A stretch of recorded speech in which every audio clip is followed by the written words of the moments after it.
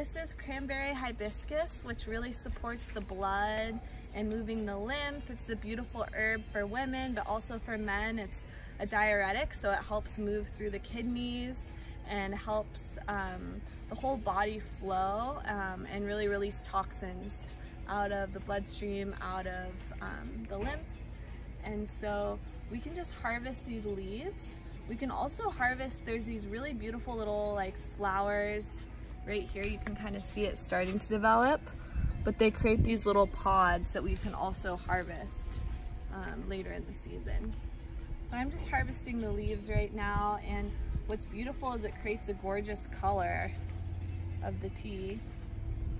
And we always want to just harvest right from the main stem to allow for new growth to come up, so we don't leave the stem on the plant.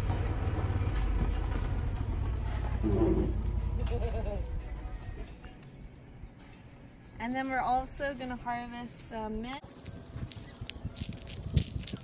So mint grows low to the ground and it's very resilient. It's perennial, which means it keeps growing back.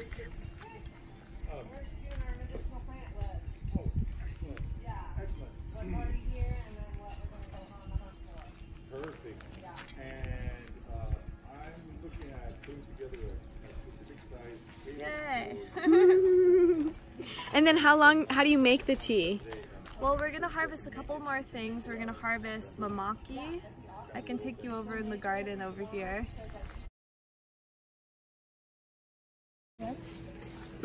So these are fresh ginger flowers. They have a really gorgeous aroma.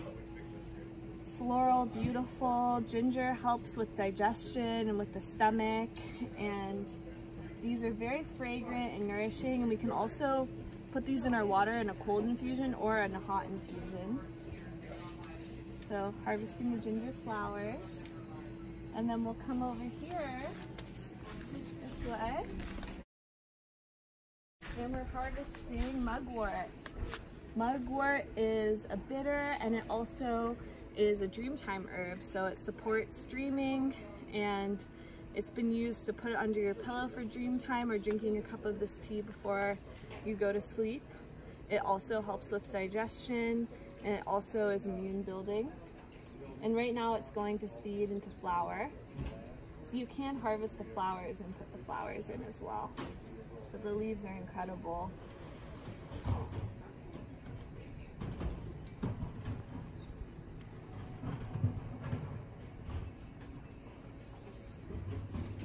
And here we have a baby ashwagandha plant.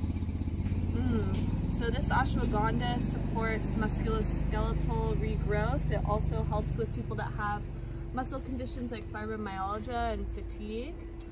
And it's adaptogenic, and it's also a builder for the nervous system, rebuilding, regrowing the body, nourishing the cells. What else do we have? We're gonna go over here.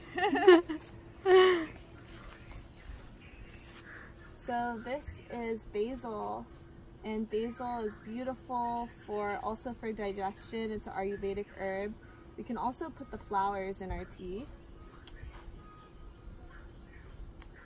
And holy basil is traditionally used as a nervous system tonic to support calming the mind, calming the heart. It's also immune boosting, so supports if you have common colds or flus or a sore throat.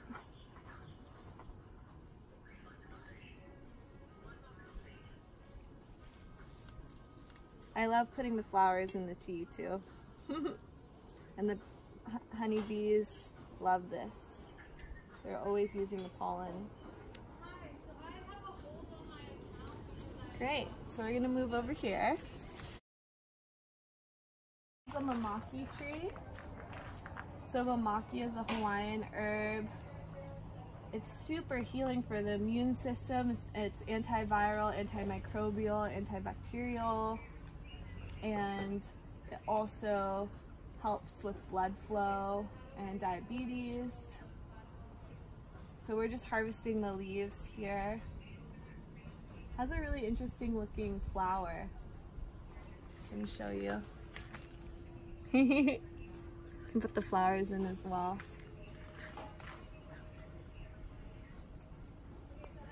And you can harvest mature or young leaves.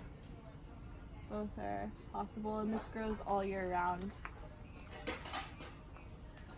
And so this is a tonic, so this is something that you want to take every day. You can also take the basil every day, so that means it nourishes you every day. And then there's some herbs that you want to just take sometimes.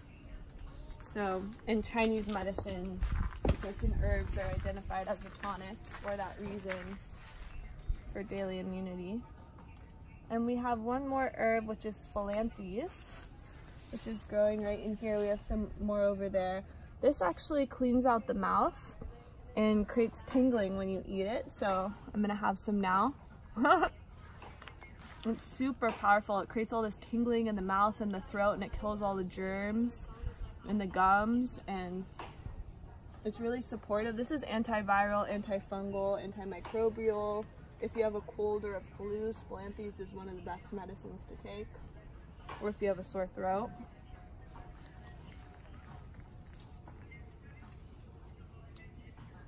So with the Phyllanthus, we just harvest the flowers.